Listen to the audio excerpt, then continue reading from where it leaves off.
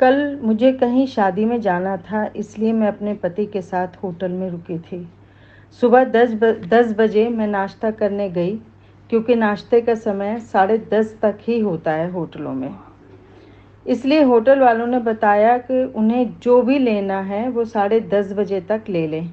इसके बाद बुफे बंद कर दिया जाएगा। अमूमन होटलों में ऐसा ही होता है।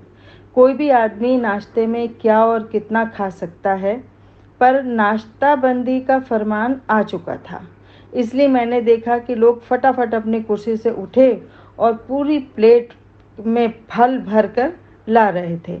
कोई 4-4 छोले भटूरे का ऑर्डर कर रहा था, कोई इडली का, कोई डोसा का, कोई फटाफट ब्रेड और आमलेट का। एक आदमी ने तो हद ही कर दी कि उसने 2-2 3-3 गिलास जूस के उठा लिए। कोई बहुत सारे टोस्ट प्लेट में भरकर लाया, साथ में शहद, मक्खन, सॉस भी। मैं चुपचाप अपनी जगह पर बैठकर ये सब देखती रही।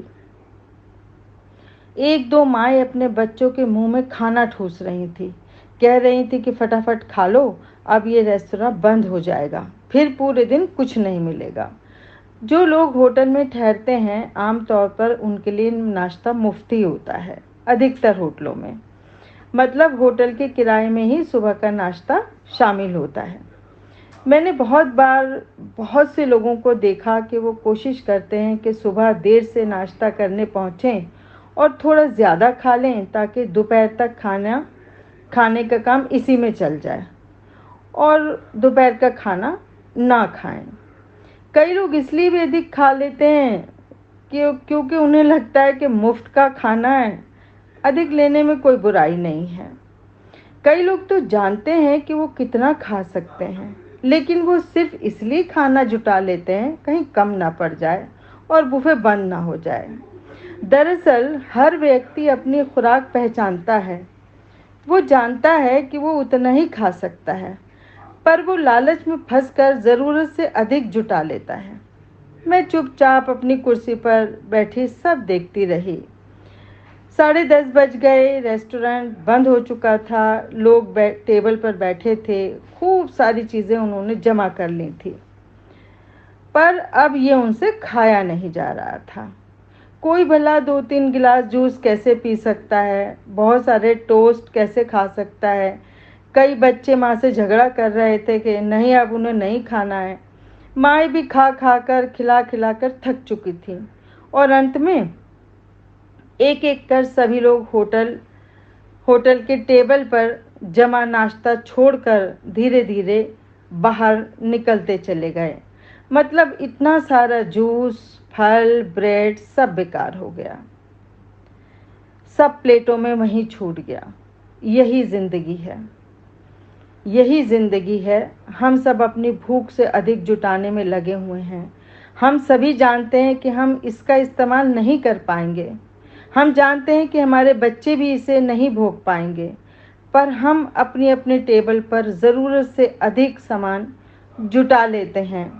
जब हम जुटाते हैं तो हम इतने अज्ञानी नहीं होते कि हम नहीं जानते कि हम इन्हें पूरी तरह नहीं खा पाएंगे। हम जानते हैं हम सब इन्हें छोड़कर दबे पांव शर्माते हुए रेस्टोरेंट से बाहर निकल जाएंगे, सब कुछ टेबल पर छोड़कर। तो मेरा कहना है उतना ही जमा कीजिए जितने की आपको सचमुच की ज़रूरत है। ये दुनिया एक रेस्टोरेंट है। कोई इस रेस्टोरेंट में सदा के लिए नहीं बैठ सकता। कोई इस रेस्टोरेंट में लगातार नहीं खा सकता। सबके खाने की सीमा होती है।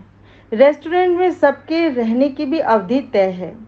उतना ही लीजिए जितने में आपको आनंद आए, उतना ही जुटाइए जितना आपकी ज़रूरत हो। बाकी सब यहाँ छूट जाएगा, चाहे नाश्ता हो या कुछ और।